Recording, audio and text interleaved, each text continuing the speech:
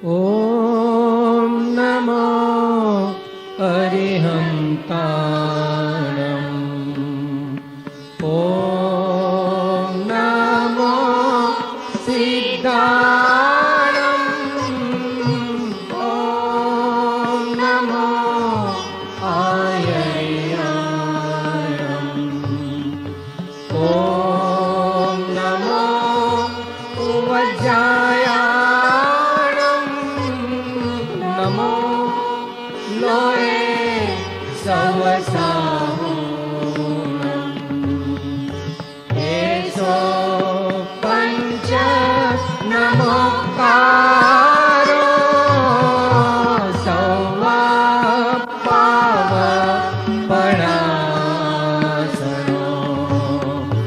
मङ्गलाणं च सौवेसिं परमं भावै मङ्गलम् परमं भावै मङ्गलम् परमं भावै मङ्गलम्।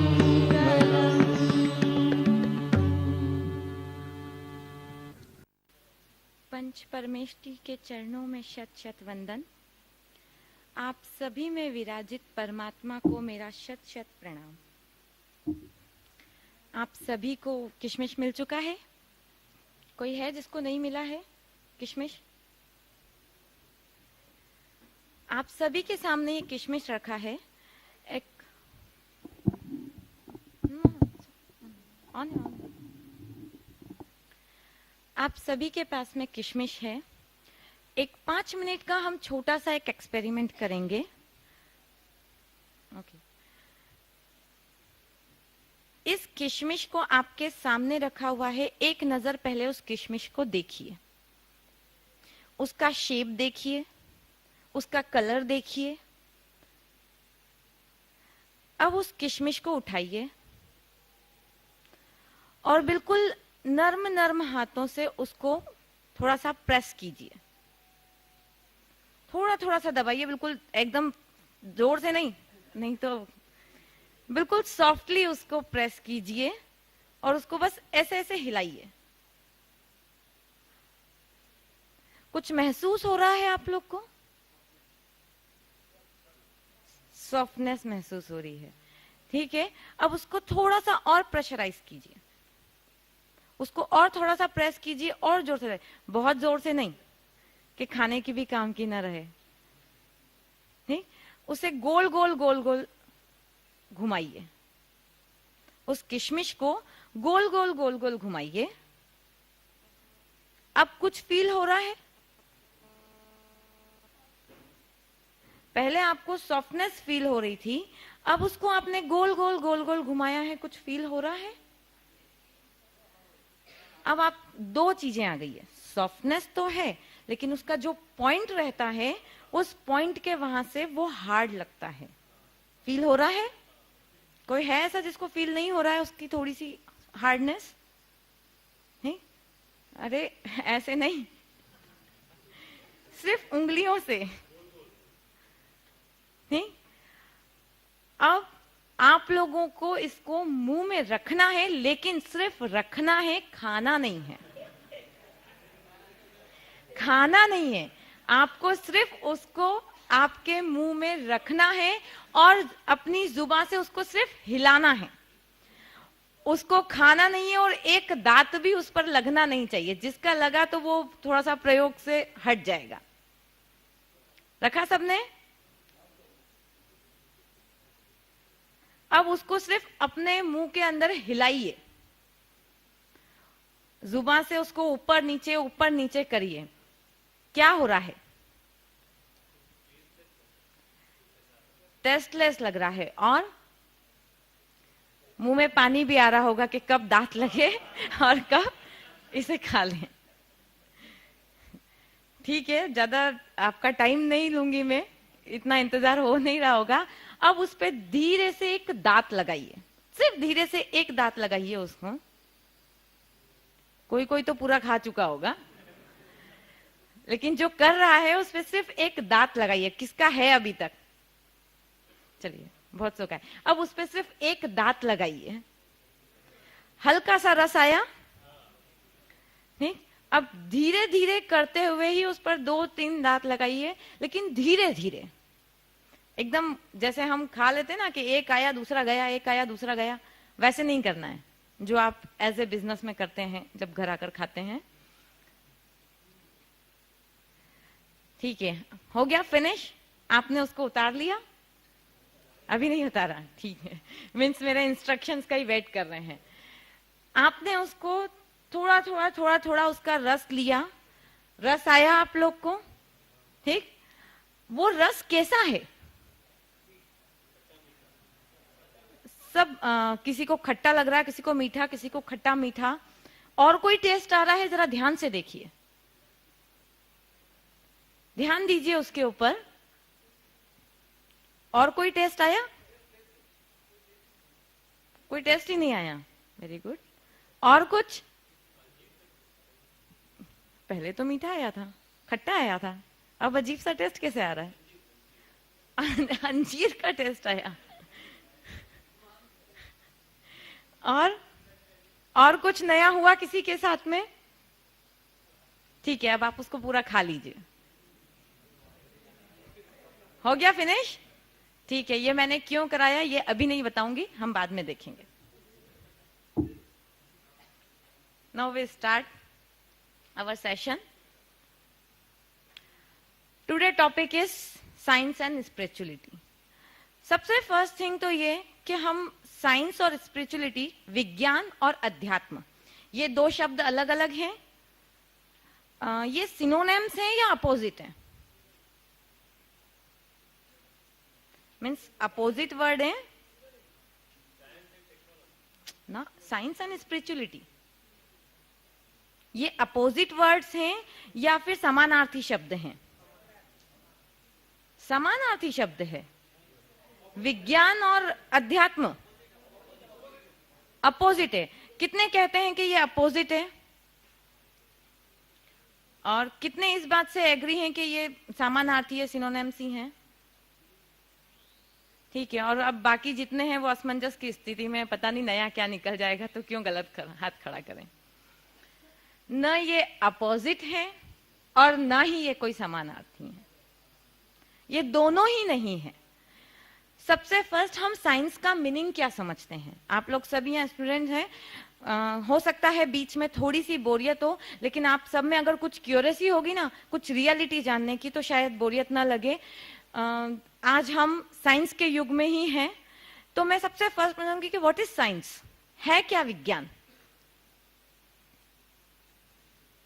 कोई कुछ कहेगा आप में से?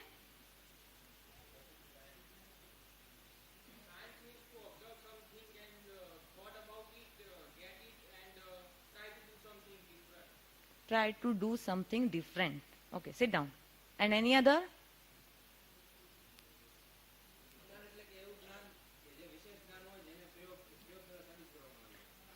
What do you say? Okay, okay. वो एक्सपेरिमेंट के थ्रू उसको कुछ प्रूफ करना। Then any other definition?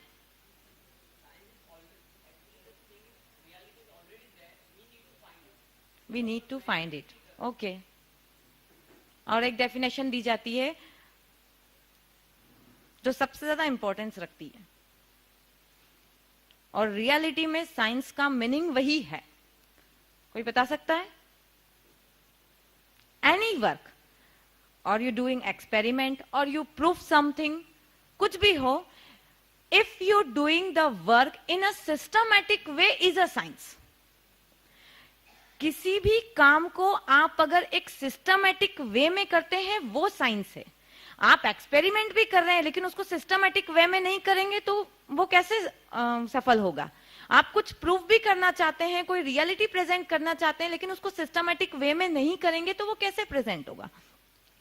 तो सबसे फर्स्ट डेफिनेशन जो साइंस की आई थी वो आई थी कि सिस्टमैटिक वे में किसी वर्क को करना साइंस होता है। ये डेफिनेशन आज थी साइंस की, लेकिन बहुत समय पहले मीन्स जब शास्त्र वगैरह थे, साइंस को कोई जानता ही नहीं था, तब साइंस का क्या था? तब भी उत्तराध्ययन सूत्र में माफ कीजिएगा, आचारांक सूत्र में यह शब्द आता है विज्ञान। तो इस विज्ञान का अर्थ क्या? पहले भी था, तब विज्ञान, वी अलग कीजिए प्लस ज्ञान, कुछ विशेष ज्ञान को विज्ञान कहा जाता था, और इसके साथ में ही वर्ड आता था आध्यात्म या अध्यात्म। तो अब इस अध्यात्म का अर्थ क्या? तो इसमें भी जब किसी को अगर हिंदी बहुत अच्छे से आती होगी या संस्कृत, तो वर्ड को तोड़ा जाता है, अधि प्लस आत्म, मीन्स आत्मा का विशेष ज्ञान, अध्यात्म का अर्थ होता था। दोनों में कोई ज्यादा डिफरेंस नहीं माना जाता था, दोनों को एक ही माना जाता था। विज्ञान का अर्थ भी यही माना जाता था कि कोई विशेष ज्ञान, और आत्मा को विशेष माना जाता था, तो कहा जाता था अध्यात्म मीन्स अधि प्लस आत्म, यानी आत्मा का विशेष ज्ञान ही विज्ञान है। न वो अपोजिट है और न ही वो सिनोनिम्स हैं आपस में, न ही वो समानार्थी हैं, एक शब्द नहीं है वो, और कह सकते हैं कि वो अपोजिट भी नहीं है। वो क्या है? वो एक दूसरे के लिए समतल चलते हैं, मीन्स उन दोनों वर्ड को साथ में रखकर कोई एक मीनिंग निकाला जाता था। आत्मा का विशेष ज्ञान ही विज्ञान है। अब क्वेश्चन उठता है कि जब आत्मा का विशेष ज्ञान ही विज्ञान है, तो फिर आज विज्ञान का मीनिंग इतना चेंज क्यों हो गया? आज बहुत सारा चेंजेस आ गए हैं, तो आज इतना चेंज क्यों आ गया? आज साइंस की कई डेफिनेशंस दी जाती हैं, राइट? उस साइंस की जितनी भी डेफिनेशन दी जाती है, उसमें हम आज भी ये मीनिंग कह सकते हैं कि कुछ विशेष ज्ञान ही विज्ञान है, आज की डेफिनेशन के हिसाब से भी। क्योंकि हम जो कुछ भी करते हैं, हम कोई एक्सपेरिमेंट भी कर रहे हैं, कुछ प्रूफ भी कर रहे हैं, किसी काम को सिस्टमेटिक वे में भी कर रहे हैं, लेकिन हम किसी एक पर्टिकुलर वर्क को लेकर कर रहे हैं, हम कुछ विशेष, कुछ नया निकालने जा रहे हैं, तब हम उसे विज्ञान कहते हैं। तो विज्ञान का मीनिंग आज भी वही है कि कोई एक अलग, कुछ एक स्पेशल, कुछ एक विशेष तरह का ज्ञान जो है वो विज्ञान है। अब क्वेश्चन आता है कि आज विज्ञान का यूज कैसे किया जाता है? कोई बताएगा मुझे कि विज्ञान का यूज आज कैसे कहते हैं? How we use to science?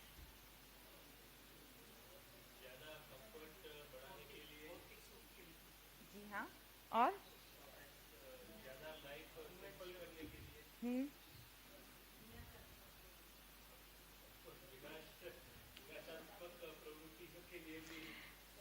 ठीक है, मीन्स ऑल ओवर ये कहा जा सकता है कि कुछ नया इन्वेंशन करते हैं ताकि हम एक कंफर्टेबल लाइफ को जी सकें। ठीक, मुझे बताइए कि अभी मैंने आप लोगों को पूरा साइंस और स्पिरिचुअलिटी का एक मीनिंग बताया, तो इसी डेफिनेशंस के अकॉर्डिंग साइंस कितने टाइप का हुआ?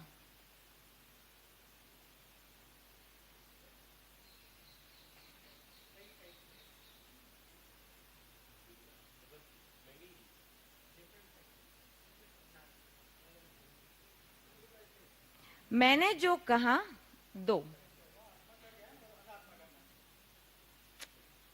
ठीक, आत्मा अनात्मा दोनों, वो भी वर्ड सही है। देखिए, सिर्फ दो टाइप्स के हुए, first materialistic and second is spirituality. भौतिकता और अध्यात्मता, ये दो विज्ञान है, भौतिक विज्ञान और अध्यात्म विज्ञान। विज्ञान तो एक ही है, विज्ञान दो तरह का हो गया, भौतिक विज्ञान और अध्यात्म विज्ञान।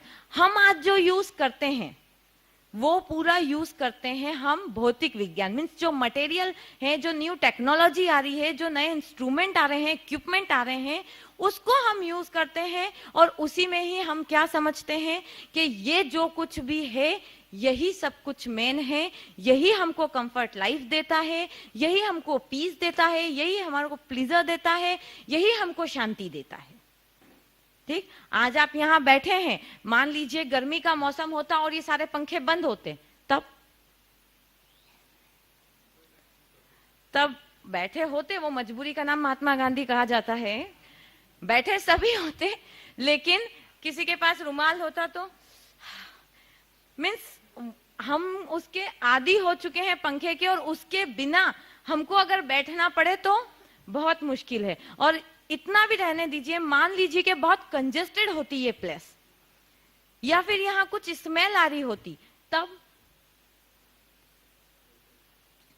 कोई आ जाता, दूसरे दिन गायब हो जाता, तीसरे दिन और भी गायब हो जाते, चौथे दिन मैं अकेले यहाँ खड़ी होती और यहाँ कोई नहीं होता।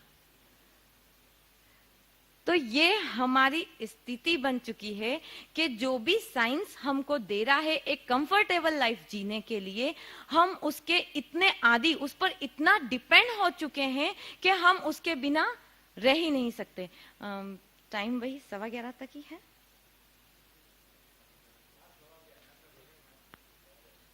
नहीं, सेशन 10:30 पे स्टार्ट हुआ है।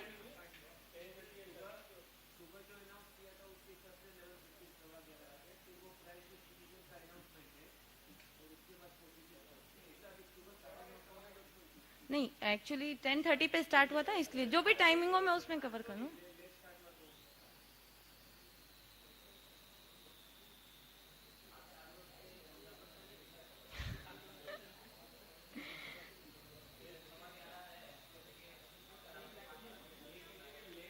ओके, नो 11:15 पे एंड कर दूंगी। वो फिर क्या है, मैं थोड़ा शॉर्ट ले लेती हूँ।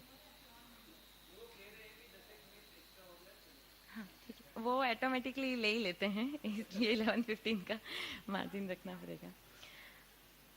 तो हम लाइफ को जो जीते हैं साइंस के साथ में, वो हमारी सुख सुविधा के लिए हम जीते हैं, और साइंस ने हमको बहुत कुछ दिया है, मैं उसके खिलाफ नहीं जा रही हूँ।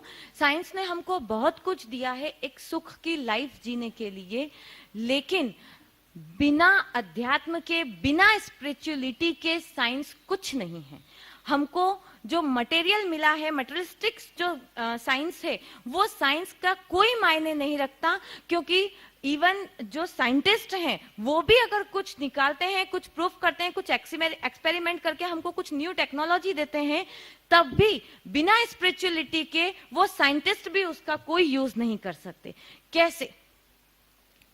मैं आपके सामने कुछ पॉइंट्स रख रही हूं, आप खुद कंपैरिजन कीजिएगा। देखिए, साइंस है वो मैंने आपको कहा कि 2 टाइप्स का है साइंस, एक तो भौतिक और दूसरा अध्यात्म, दोनों ही साइंस है। अभी मैंने आपको दोनों का बता दिया कि साइंस कोई पर्टिकुलर एक चीज नहीं है, न ही वो अध्यात्म से अपोजिट है, न ही वो समानार्थी है। वो साइंस है अपने आप में, और उसके 2 पार्ट्स हैं, भौतिक और अध्यात्म। अब बिना अध्यात्म के साइंस कुछ नहीं है। इवन जो भौतिक विज्ञान है, उस भौतिक विज्ञान का भी अपने आप में कोई अस्तित्व नहीं है, कोई एक्सिस्टेंस नहीं है, उसकी कोई अपनी सेपरेट लीगल एंटिटी नहीं है विदाउट स्पिरिचुअलिटी। बिना अध्यात्म के उसका कुछ नहीं है। वो कैसे? टर्न करना था बोल।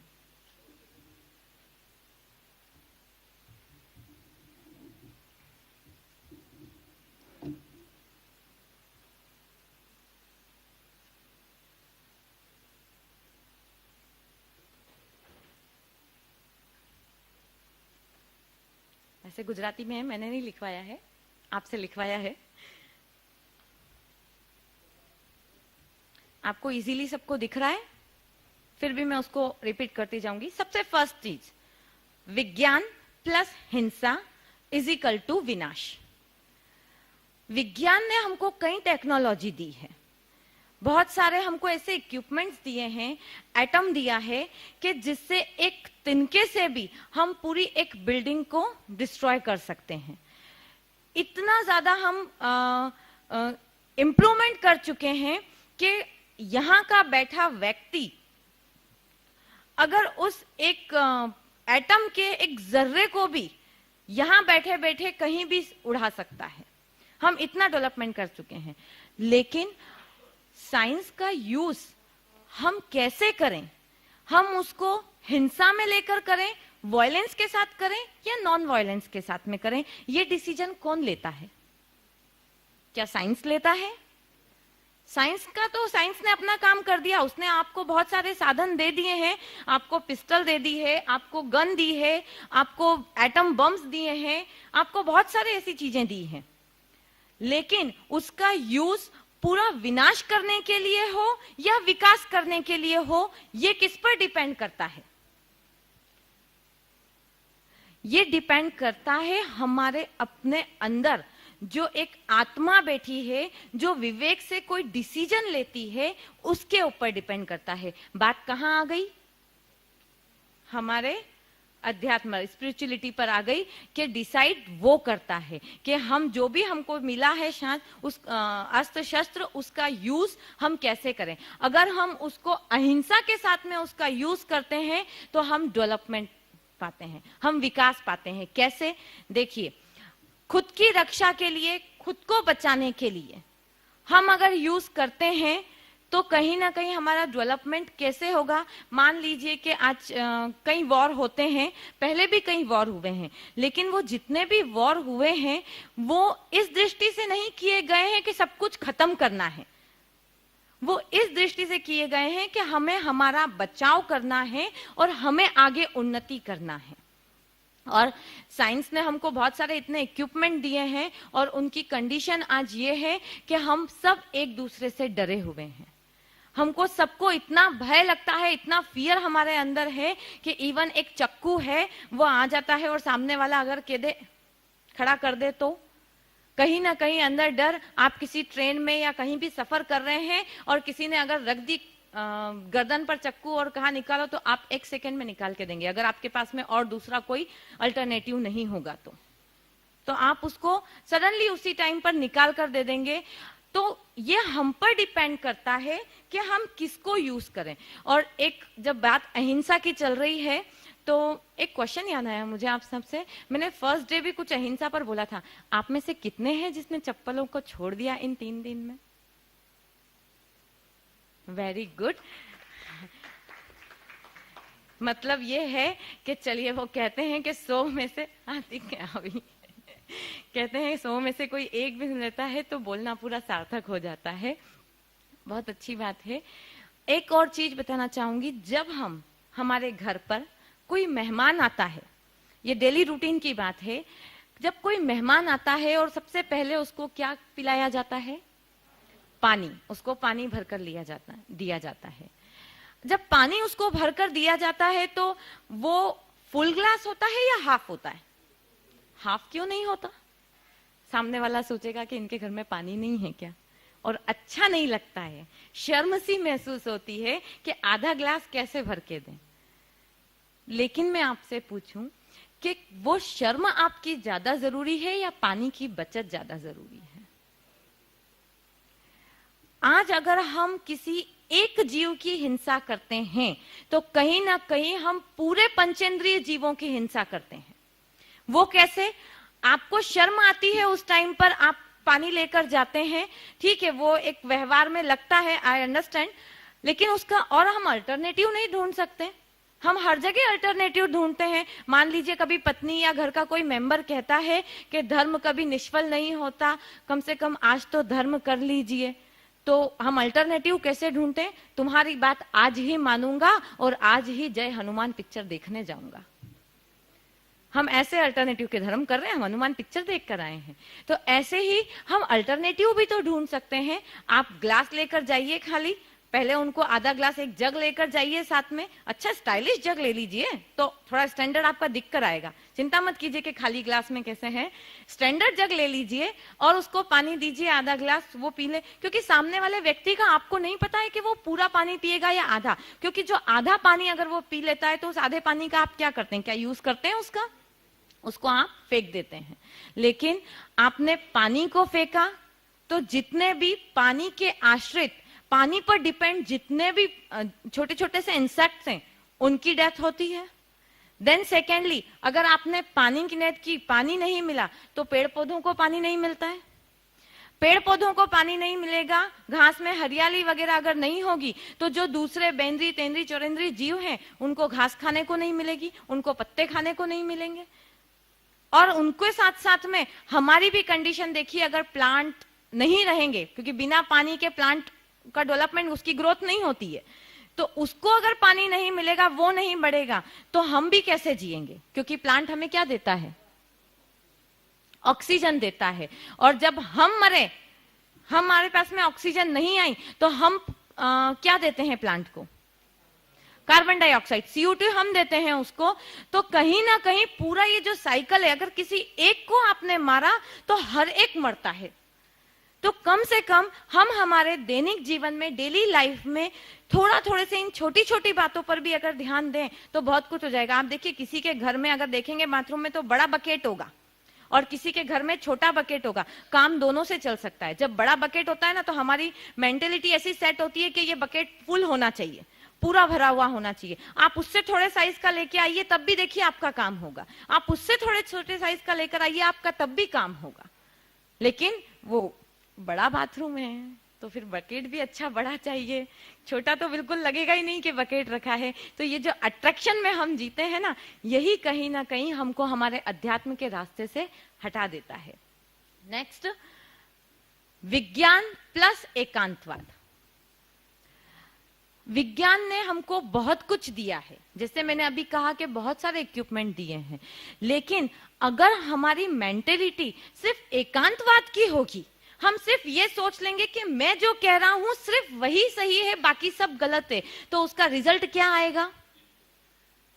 उसका रिजल्ट क्या आएगा? अरे यही लिखा है, लड़ाई झगड़ा, वॉर होगा, अशांति होगी।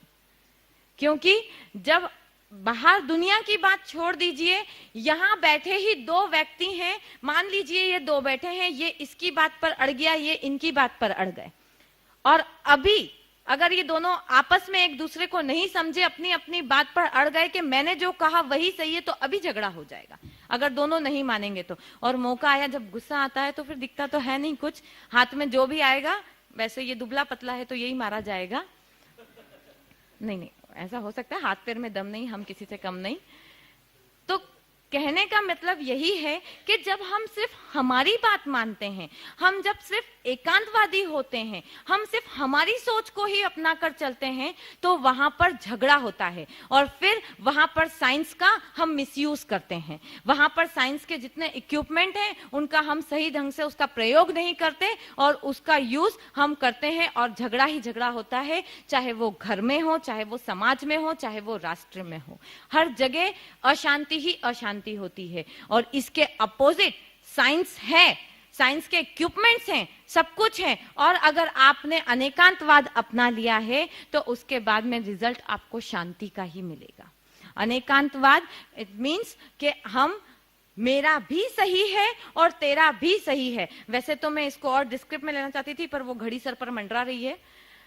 तो अनेकांतवाद को मैं सिर्फ शॉर्ट में इतना ही कहना चाहूंगी कि हम हमारी बात मानते हैं, हमारी सुनते हैं, लेकिन साथ में ही मत रखिए, भी रखिए। ही और भी मीन्स कि मैं ही सही हूं, दैट इज नॉट राइट। तू भी सही हो सकता है, वो सही है। हम हमारी भी सुने, और क्या पता किस पॉइंट ऑफ व्यू से कोई दूसरा भी सही हो सकता है, जरूरी नहीं। हमने अगर एक एग्जाम्पल और देना चाहूंगी कि आप सब बड़े हैं, आपके घर में और बड़े भी हैं, आप उनकी बात सुनते हैं? ईमानदारी के साथ बोलिएगा, उनकी हर एक बात सुनते हैं? हर एक बात, अपने को जो अच्छा लगता है वो सुनते हैं, या जिसमें हम कंफर्ट फील करते हैं वो सुनते हैं? ठीक, हम नहीं सोचते। अब आपके सामने एक छोटा बच्चा है, आग जल रही है, वो अगर उसमें हाथ डालने जाएगा तो आप क्या करेंगे? उसको डालने देंगे? उसकी जिद है, उसको आग में हाथ डालना है, आप क्यों रोक रहे हैं? क्योंकि आप जानते हैं कि अगर आग में हाथ डाला तो उसका हाथ जल जाएगा। यानी आपको एक्सपीरियंस है, कभी ना कभी उस आग से, किसी चटके से आपका हाथ जला है। आपके एक्सपीरियंस है, अभी आपकी उम्र क्या है जो आप एक बच्चे को रोकने जाओगे? आपके पास में क्या एक्सपीरियंस है? लेकिन फिर भी हम कहते हैं कि हमको जो एक्सपीरियंस हुआ है उससे हम दूसरे को बचाने की कोशिश करते हैं। इसी तरह से घर के जो बड़े होते हैं ना, वो जब भी कोई बात कहते हैं उनके अनुभव से कहते हैं, उनके एक्सपीरियंस से कहते हैं। हाँ, ये एक्सेप्शंस जरूर है कि कभी कभी ऐसा हो जाता है कि घर के जो बड़े होते हैं वो अहंकार के रूप में अपनी बात मनवाना चाहते हैं, वो एक एक्सेप्शन जरूर है। लेकिन फिर भी 90% कंडीशन यही होती है कि घर के जो बड़े होते हैं जब वो हमको कोई सीख देते हैं तो वो इस बेस पर देते हैं क्योंकि उन्होंने उनके जीवन में उसका अनुभव किया है, उनको पता है कि क्या नुकसान हो सकता है और क्या नहीं हो सकता है। तो जब हम हमारे एक्सपीरियंस से एक बच्चे को बचा रहे हैं तो हम ये क्यों नहीं सोचते कि हमारे घर के बड़े भी तो उसी एक्सपीरियंस से गुजरे हैं, वो भी कहीं ना कहीं उस कंडीशन से गुजरे होंगे, क्योंकि जो एज आज आपकी है वही एज के पहले कभी उनकी भी थी। मैं आपको एक अपना खुद का एक वाक्य सुनाती हूं कि ऐसा नहीं है कि मैं कोई बहुत महान हो गई या कुछ, मैं भी आप लोगों की कंडीशन में ही हूं। मैंने अपनी लाइफ का जब डिसीजन किया था कि मुझे होल लाइफ अनमैरिड रहना है, जब मैंने ये डिसीजन किया, अपने घर में रखा, तो ठीक है, बड़े जितने भी हैं ऑब्वियसली अपोज करेंगे, और वो भी एक लड़की जब ये डिसीजन लेती है तो बहुत बड़ी प्रॉब्लम और घर में का माहौल पूरा बिगड़ जाता है। उस कंडीशन में मैंने अपनी जिद रख दी थी कि यही करूंगी, लेकिन बहुत सारी कंडीशनें ऐसी आई, मीन्स मेरे पापा की ये कंडीशन हो गई थी एक टाइम पर कि उनकी मेमोरी भी चली गई थी कुछ वक्त के लिए, उसी टेंशन में। और उसी दौरान ये भी टाइम आया, वो इतने टेंशन में रहते थे कि एक जगह गए हुए थे, वहां सीधे खाई में वो गए, सिर्फ उनका एक हाथ का इतना पोछा पकड़ में आ गया एक व्यक्ति के, तो वो बच गए थे। और उसका रिजल्ट कि मेरी मम्मी या फैमिली वाले सब मुझ पर ब्लेम देते थे कि ये जो कुछ भी हो रहा है बिकॉज ऑफ यू, ये सिर्फ तुम्हारे कारण हो रहा है कि टेंशन कर। उस कंडीशन में मेरी मेंटली स्थिति भी इतनी बिगड़ गई थी कि मैंने डिसाइड कर लिया था कि मैं सुसाइड करूंगी। अब आप सोचेंगे कि यहाँ तो इतनी बड़ी बड़ी बातें, और आज ये वो बता रही हैं कि ये सुसाइड करेंगी, लेकिन ये जो मैंने डिसीजन लिया था ना, ये डिसीजन मुझे मेरे बड़ों ने ही समझाया। मैंने डिसीजन ले लिया था क्योंकि मैंने हाँ कर दी थी मैरिज के लिए, क्योंकि सब ब्लेम दे रहे थे और फिर मुझे भी फील हो रहा था कि मेरे कारण फैमिली में ये कंडीशन है, पेरेंट्स इतने दुखी हो रहे हैं, तो ठीक है मैंने हाँ कर दी थी उस टाइम पर, हाँ की। और उसके बाद में मेरी कंडीशन ऐसी थी, मैंने डिसाइड कर लिया था कि अगर इन्होंने जबरदस्ती की तो मैं सुसाइड कर लूंगी। लेकिन मेरी जो ग्रैंडफादर हैं और ग्रैंड मदर हैं वो मेरे फ्रेंड हैं, तो मैंने अपनी बात उनके सामने रख दी थी कि पापा मम्मी को जो करना है करने दीजिए। उन्होंने मुझे इतना अच्छे से समझाया क्योंकि उनके जीवन का अनुभव है, उन्होंने मुझे इतने अच्छे से इस बात को समझाया कि इस जीवन का मूल्य क्या है। उन्होंने मुझे तब, मेरे कह सकते हैं कि धर्म की शुरुआत तो हो गई थी, लेकिन फिर भी मैं धर्म के सही मायने को नहीं समझी थी। मैं दीक्षा की जिद पर अड़ी हुई थी, लेकिन दीक्षा के बाद में वो जीवन, अंदर की दीक्षा कैसी होती है वो मेरी समझ में शायद तब आया जब उन्होंने मुझे समझाया कि इस जीवन में जो बातें मैं आपको पिछले 2 दिन में कह चुकी हूँ, रिपीट नहीं करूंगी, वही सब बातें उन्हीं से मैंने सीखी है। और तब मैंने डिसाइड किया था कि जो पेरेंट्स चाहते हैं मैं करने को तैयार हूं, और मैं बिल्कुल खुशी से बिना सुसाइड किए जो आ रहा है सामने उसको एक्सेप्ट करूंगी। और देखिए, जब हम अपने पॉजिटिव हो जाते हैं ना, पॉजिटिव थिंक चलेंगी तो उसका रिजल्ट भी पॉजिटिव आता है, अपने आप सब सेट होता चला गया। और आज मैं मेरे डिसीजन से मैं भी खुश हूं और मेरी फैमिली भी खुश है। इन 8 सालों में इतना कुछ मैंने लेती गई अपने ग्रैंडफादर और ग्रैंड मदर से। तो मेरा कहने का एटलीस्ट मीनिंग यही है कि सिर्फ हम हमारी नहीं सुने, हम जो सोचते हैं सिर्फ वही सही नहीं होता है। हमसे बढ़कर जो दूसरे हैं, या हमसे छोटा हो चाहे हमसे बड़ा हो, कभी कभी छोटे की बात भी बहुत सही होती है। जैसे कि मेरे पेरेंट्स को समझ में आ गया कि मैं छोटी हूं, लेकिन जब उनको मेरी दिनचर्या, मेरे थॉट्स उनको जब महसूस होने लगे तो उनको भी समझ में आ गया कि नहीं, मैं कहीं ना कहीं सही हूं। तो हम भी और ही दोनों को साथ में लेकर चलें। नेक्स्ट आता है विज्ञान प्लस परिग्रह। परिग्रह मीन्स आप लोग समझते हैं, मीन्स संचय करना, बहुत कुछ जितना हमारे पास है उसे और हमको बटोरना है, हमको बहुत कुछ चाहिए, उसको कहते हैं परिग्रह। और जब परिग्रह आता है, बहुत कुछ हमारे पास में आता है, मीन्स साइंस ने तो बहुत कुछ दिया है। आप कितना खरीदेंगे, आपको कितना इकट्ठा करेंगे? आप एक ब्रांड न्यू कार ले लेते हैं, कल नई आ जाती है, आपका उस पर मन चलने लग जाता है। आज आपने एक ड्रेस परचेज की, कल फिर एक नई ड्रेस आ जाती है, आप फिर परचेस करेंगे। आप पहले चांदी आई, सोना आया, डायमंड आया और न जाने क्या क्या आया, आप कितना इकट्ठा करेंगे? और जब ये सब एक के पास हो जाता है तो हमारे अंदर जो प्रवृत्ति आती है ना, हमारा जो नेचर बन जाता है वो बन जाता है जेलसी का। मेरे पास ऐसा ही है लेकिन उसके पास कितना अच्छा है, और जब वो जेलसी आ जाती है तो हमारे अंदर एक अशांति सी हो जाती है, हम संतुष्ट नहीं हो पाते, हमको सेटिस्फेक्शन नहीं मिलता है, और हम जो है हमेशा दुखी होते हैं और हमेशा अपने अंदर एक कमी महसूस करते हैं, क्योंकि हमको बहुत कुछ चाहिए। इसलिए साइंस के साथ हमको ये जरूरी है कि हम एक लिमिट रखें, हम एक अपरिग्रह का सिद्धांत अपना कर चलें, और अपरिग्रह का सिद्धांत अध्यात्म का सिद्धांत है। एक बात और मुझे याद आ रही है इसी अपरिग्रह पे, जब मैंने गांधी जी को देखा तो मेरा सर चकराया। जब मैंने गांधी जी को देखा तो मेरा सर चकराया। मैंने मन में सोचा, वाह रे गांधी, क्या चली है तेरी आंधी, कल तक घूमे एक लंगोट में, आज बैठे हो 500 के नोट में। तो कहने का मतलब यही है कि हम बहुत कुछ इकट्ठा करते हैं, लेकिन वो सब कुछ हमारी पर्सनालिटी नहीं बनाता है। हमारी पर्सनालिटी तो हमारे अंदर, जो हमारे अंदर अध्यात्म है, जो हमारी आत्मा है, जिसमें ये क्षमता है कि वो परमात्मा बन सकती है, वो डिसाइड करता है कि आप कहाँ जाएंगे। आप बहुत कुछ इकट्ठा कर कर एक बंगले में ही रहकर मरना चाहेंगे, या गांधी जी की तरह मरकर भी आज 500 के नोट में या 1000 के नोट में बैठना चाहेंगे? तो ये हमको डिसाइड करना है। इसलिए अपने जीवन में प्रयत्न कीजिए, जितना है उसमें रहने की कोशिश कीजिए, और इसकी शुरुआत आप आज से ही कर सकते हैं। एक ही प्रयोग कीजिएगा। मैं जो भोजनशाला वाले हैं उनसे क्षमा चाहूंगी थोड़ा सा, आज जितना खाना बना है उसमें से कोई एक चीज छोड़कर देखिएगा कि जो कुछ भी बना है उसमें से आज मैं एक चीज कोई सी भी छोड़ दूंगा, या इतना नहीं भी कर सके, वो बच जाएगी तो मुझसे कहेंगे कि लो इनने आके और नुकसान कर दिया, वो भी ना हो, नहीं तो वो फेंकने में जाएगा। वो नहीं कर सके तो जितना आपको भूख लगी है उतना तो आप खाई रहे हैं, उससे एक रोटी कम खाइए। और वैसे वहां पर ऐसा कुछ शायद नियम लिखा है, गुजराती में मुझे बराबर समझ में नहीं आया था, पर शायद उसका मीनिंग ये है, स्वादनो त्याग बड़ो छे, ऐसा कुछ है। स्वाद का त्याग ही अच्छा, मैंने उसको इस सेंस में लिया था कि स्वाद का त्याग किया वो आहार के त्याग से भी बड़ा है। हाँ, तो स्वाद ना लेते हुए जो भी आपकी पसंद की चीज है, जितना आप खाना चाहते हैं उससे थोड़ा कम खाइएगा। ऐसा नहीं कि पूरी एक रोटी उसमें से एक कोर तोड़ के साइड में रख दिया कि कम खाया। लेकिन वो अपनी अपनी ईमानदारी से आप उसको सेट कीजिएगा। नेक्स्ट है विज्ञान प्लस राग। राग मीन्स लव, अटैचमेंट, प्यार।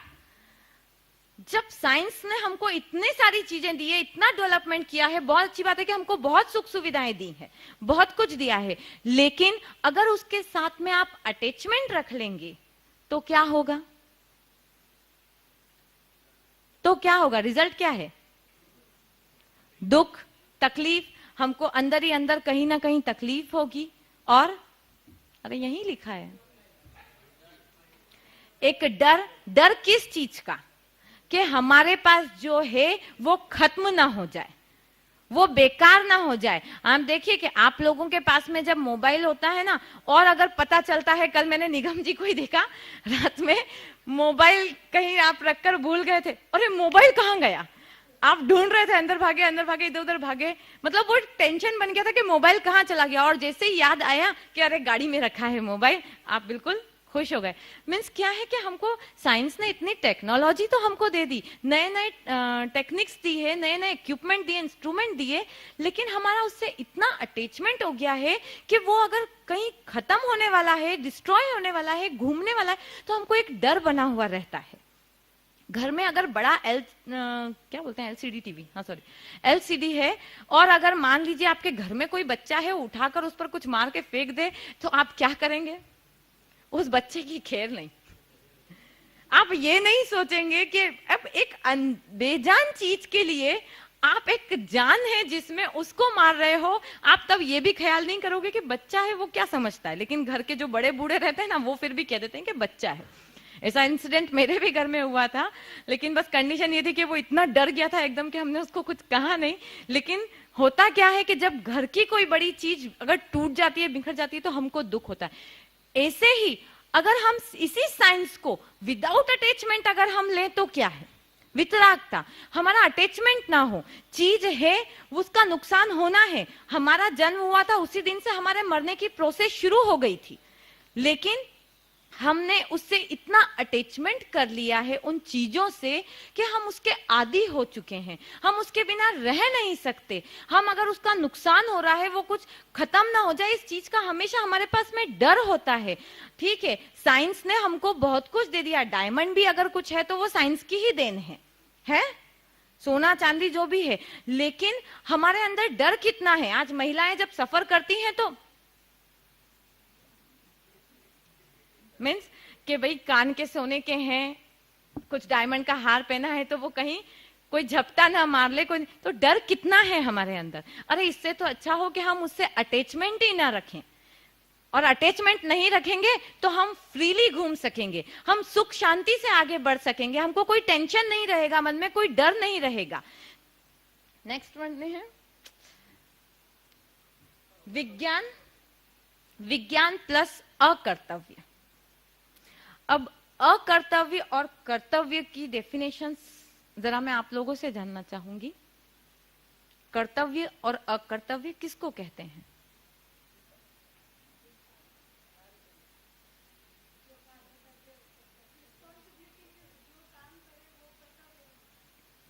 अच्छा, रिस्पॉन्सिबिलिटी और कर्तव्य में क्या अंतर होता है? कि लाइफ में जीते हैं, अगर हमसे कहा जाता है कि एक दिन का उपवास कर लीजिए, तो क्या हम कर पाते हैं उपवास? क्यों नहीं कर पाते हम उपवास? क्योंकि हमारा अटैचमेंट कहीं ना कहीं हमारी बॉडी से बहुत कुछ जुड़ा हुआ होता है, और हम उसके कई बहाने देते हैं। यार इच्छा तो बहुत होती है लेकिन कर नहीं सकता क्योंकि शरीर से नहीं बनता है। मुझे शुगर है, मुझे एसिडिटी है, और एक्सेट्रा एक्सेट्रा बहुत सारे हम उसमें रीजन देते हैं। लेकिन आपने ये जो अटैचमेंट अपनी बॉडी के साथ में कर लिया है, आपने कभी ध्यान दिया है कि आपको ये जीवन मिला है तो उसमें आपका कर्तव्य क्या है? आज साइंस ने बहुत कुछ इतना इंप्रूवमेंट, इतनी ग्रोथ कर ली है कि आपकी बॉडी का हर पार्ट का रिप्लेसमेंट हो सकता है, सब कुछ हो सकता है आज। लेकिन फिर भी हमको उस बॉडी की इतनी चिंता फिकर, उस बॉडी के लिए हम क्या क्या नहीं करते, उस बॉडी के लिए हम कितना कुछ इकट्ठा नहीं करते, बहुत कुछ करते हैं। लेकिन एक दिन का उपवास हम हमारी अध्यात्म आत्मा के लिए नहीं करते। क्यों? लेकिन हम हमारे उस फर्ज को भूल जाते हैं, क्योंकि हम साइंस जब आता है तो हम अकर्तव्य को अपनाते हैं। उस अकर्तव्य के साथ में हम सब कुछ जो कुछ करते हैं, चाहे वो अपरिग्रह हो, चाहे वो परिग्रह हो, चाहे वो अकर्तव्य हो, चाहे वो राग हो, हम सब कुछ अगर इसके साथ में साइंस को लेकर चलते हैं तो हम कुछ नहीं कर पाते। हम सिर्फ अपने शरीर का ध्यान रखते हैं। और याद रखिए, चाहे जितने कमा लो हीरे जवाहरात और मोती, लेकिन याद रखना कफन में जेब नहीं होती। अगर कुछ जाता है, ये चीज ना बहुत मुझे लगती है कि जब कुछ ऐसा मिलता है ना तो चले कि वाह कितना अच्छा बोला। उससे ज्यादा जरूरी है, ठीक है आपको अगर अच्छा लगा क्लैपिंग कीजिए, लेकिन मेरे नर्म निवेदन है आपको, बाय हार्टली आपसे कहना चाहूंगी कि इस बात को अपने अंदर उतारिए कि मैं कितना भी यहाँ पर करूंगा, लेकिन मेरा कर्तव्य मत भूलिए कि साइंस ने जितना कुछ भी दिया है उसके साथ में मैं अगर कर्तव्य के साथ में रहूंगा तो मैं आगे बढ़ सकता हूं। अगर आप एक उपवास करते हैं तो साइंस की दृष्टि से देखिए उसका रिजल्ट क्या होता है। मैं आपको बताती हूं, जो ज्यादा खाता है बीमार वो पड़ता है, जो कम खाता है वो बीमार नहीं पड़ता। उसमें तंदुरुस्ती ही रहती है। और एक दिन का उपवास आपके बॉडी में, अब वो पूरी एक प्रोसेस है। कभी और मौका मिला तो मैं जरूर बताऊंगी, आपके घर में जो धार्मिक लोग हैं या बड़े जने हैं उनको भी पता होगा कि जब एक दिन का उपवास साल में एक बार भी होता है तो हमारे बॉडी में जितनी भी बीमारियां हैं वो सब यूरिन के थ्रू निकल जाती है। आप सिर्फ पानी पीजिए और फिर उसके बाद में दूसरे दिन आप खुद महसूस करेंगे। लेकिन वो एक दिन का उपवास तो बहुत दूर की बात, एक टाइम की अगर चाय भी ना मिले तो सरदर्द हो जाता है, क्योंकि हमको उसकी आदत पड़ चुकी है। टी के बिना हाथ पांव धूजने लग जाते हैं। और ये कंडीशन हमारी नहीं, सबकी है, सिर्फ यंगस्टर की नहीं है, इवन मेरे ख्याल से जितने बैठे हैं हम सबकी है। हम नहीं रह पाते और जब हमको नहीं करना होता है तो दूसरों को बताने के लिए हम बहाने ही देते हैं। आप में बहुत कुछ कैपेसिटी है, आप में बहुत कुछ क्षमता है, सोचना समझना आपको अपनी बुद्धि से पड़ेगा कि मैं ये जो साइंस मिला है इसके साथ में आपकी अंतर आत्मा क्या कहती है, उसको किस तरह से मैं यूज करूं, ये आपको खुद को ही सोचना पड़ेगा। डिसीजन आपको खुद को लेना पड़ेगा। आपके सामने कई चीजें आएगी, लेकिन उन चीजों का यूज आपको कैसे करना है, how to use all this materialistic, ये डिसाइड आपको करना है।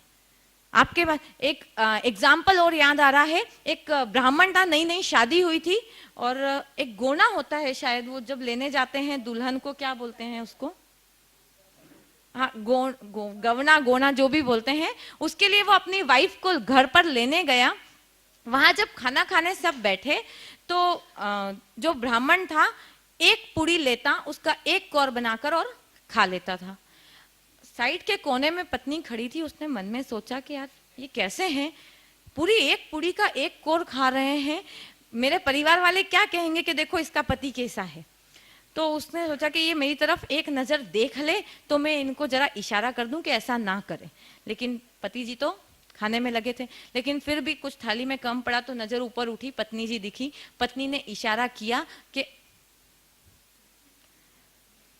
पति ने समझ लिया कि ओहो हो मैं तो गलती कर रहा हूं, यहां तो क्या रिवाज है, दो पूरी का एक कोर बनाकर खाया जाता है।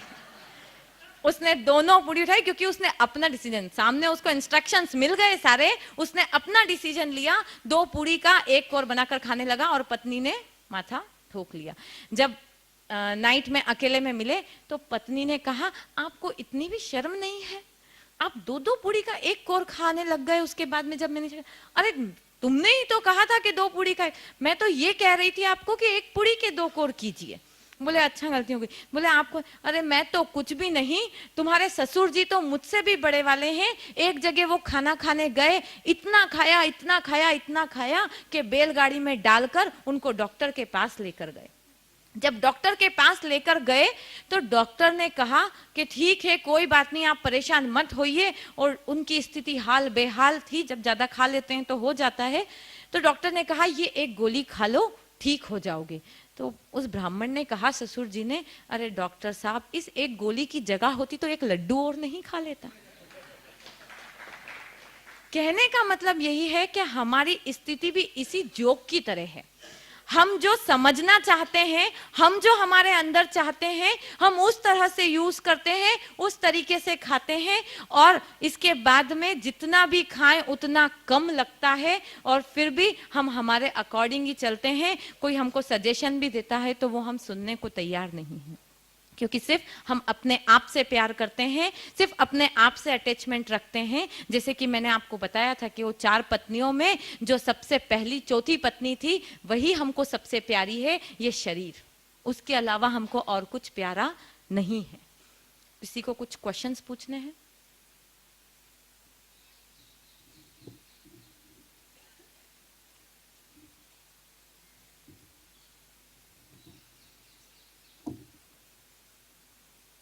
अगर नहीं पूछना हो तो मैं आगे कुछ बोलूं, 5 मिनट हैं।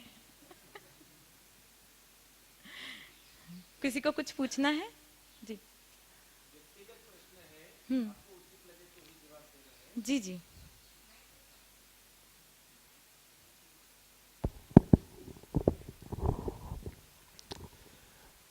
हमें यह जानने की जिज्ञासा थी कि आपने, हमारे सुनने में आया कि आपने, आपका जीवन का जो ध्येय है वो पूरा धर्म या अध्यात्म को पाने के लिए का बनाया है। जी। तो आपको इस छोटी उम्र से ही कैसे प्रेरणा मिली कि आपको ये दिशा पकड़नी है और धर्म और अध्यात्म के लिए ही पूरा जीवन आपने समर्पित बहुत करना अच्छा है? क्वेश्चन पूछा, क्योंकि जहाँ से मुझे प्रेरणा मिली थी उसका अगर शायद थोड़ा अंश यहाँ दूंगी तो बहुत कुछ होगा। इसका कारण एक डर था। मैं 10th तक तो अपने शाजापुर सिटी में ही रही। एक रूरल एरिया तो नहीं कहेंगे, डिस्ट्रिक्ट प्लेस ही है, लेकिन इतना एडवांस भी नहीं है। फिर 11th के बाद में मैं इंदौर चली गई थी पढ़ने स्टडी के लिए, और एज यूजुअल जैसी आज की लड़कियां होती है और एक इंदौर की लड़की, मैं भी वैसी ही थी। घूमना फिरना, मजे करना, पिक्चर देखने जाना, वैसी ही थी। 2-3 साल बाद में मैं वापस शाजापुर आ गई थी, क्योंकि मेरे ग्रैंडफादर मदर चाहते थे कि मैं शाजापुर आ जाऊं। वैसे मेरे पेरेंट्स बताते थे कि जब मुझे होश नहीं था, छोटी थी, तब वो मैं थोड़ा साधु साध्वियों के पास ज़्यादा जाती थी, तब दीक्षा का कहती थी। पर इंदौर आने के बाद में मेरा ऐसा कोई माइंड नहीं था।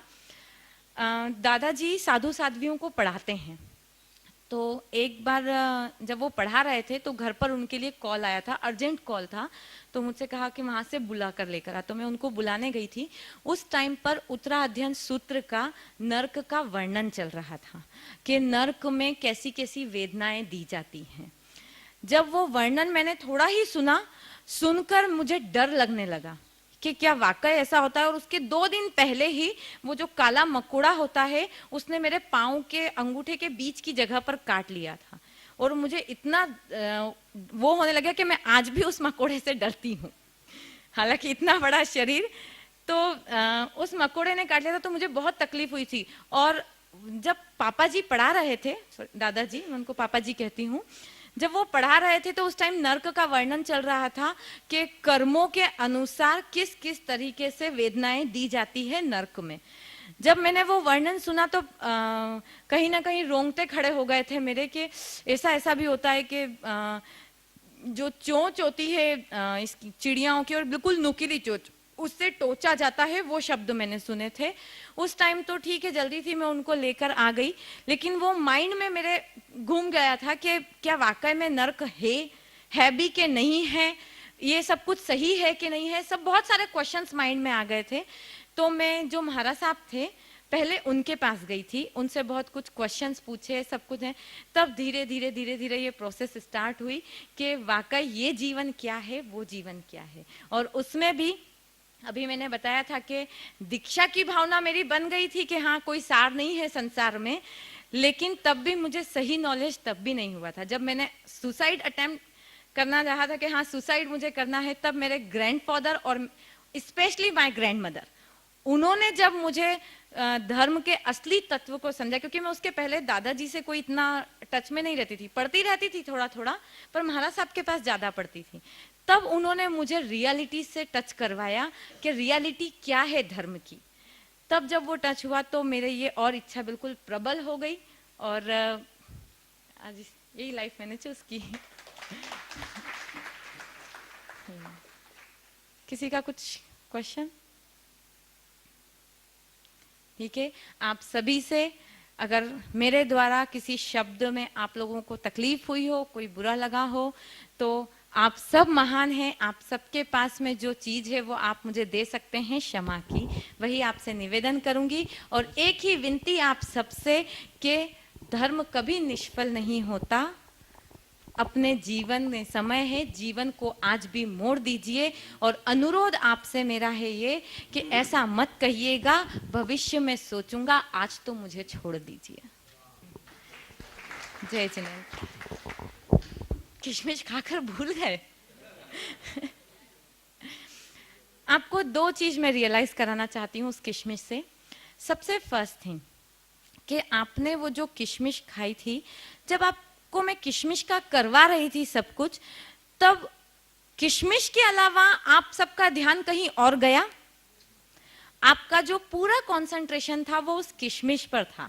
उसका शेप कैसा है, उसका कलर कैसा है, वो कितना सॉफ्ट है, कितना हार्ड है, जब हमने उसको टच किया था। देन उसके बाद में जब हमने उसको खाया तो एक दांत लगाया तो कैसा रस आया। मीन्स ऑल ओवर देखा जाए तो पूरा आपका जो कंसंट्रेशन था वो उस किशमिश पर फिक्स था। ठीक, मेरा कहने का मतलब यही है कि जब हम कोई भी काम पूरे कंसंट्रेशन के साथ में ध्यान लगाकर करते हैं तो वो सफल होता है, हमको कई रिजल्ट नए सामने आते हैं। जो चीज आपने कभी नहीं सोची किशमिश के बारे में, वो आपको आज पता चली कि किशमिश को खाते खाते खाते खाते अंजीर का स्वाद भी आ जाता है। सेकेंड चीज, किशमिश किसने बनाई?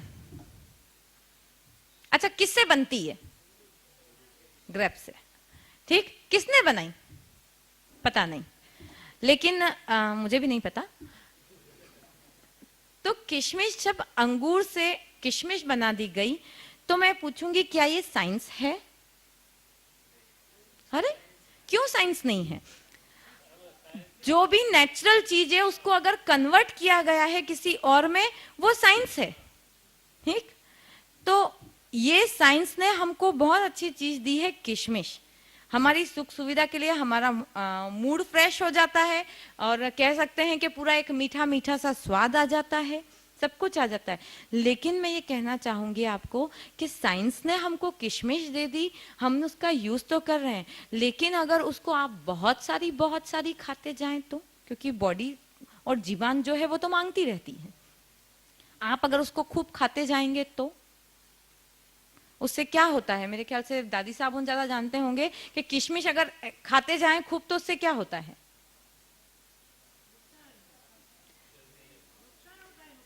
हाँ, बॉडी का कुछ ना कुछ नुकसान होता है, उसका कुछ ना कुछ रिएक्शन होता है, बहुत कुछ। तो इसी साइंस के साथ में अगर हम थोड़ा सा अध्यात्म जोड़ दें, हम थोड़ा सा कंट्रोल कर लें कि कोई भी चीज हम एक्सेस में ना खाएं, वो अध्यात्म है, वो आपके अंतरात्मा की आवाज है। विज्ञान जो है वो बाहर से आपको जोड़ता है, और अध्यात्म जो है उसकी प्रोसेस अंदर से वहां की ओर है। मीन्स आप अंदर अंदर सब कुछ लीजिए और फिर उसको बाहर दीजिए तो आउटपुट देखिए। तो कहने का मतलब यही है कि जो आपने किशमिश खाई थी उसका स्वाद हमेशा याद रखिए, लेकिन साथ में ये भी याद रखिएगा कि एक्सेस में खाएंगे तो वो आपको तकलीफ देगा। इसलिए परिग्रह मत अपनाइएगा कि बहुत सारी किशमिश इकट्ठी कर कर रखूं। उस किशमिश को अपरिग्रह की तरह यूज कीजिएगा, खाने में भी और स्टोर करने में भी। जय जिनेंद्र।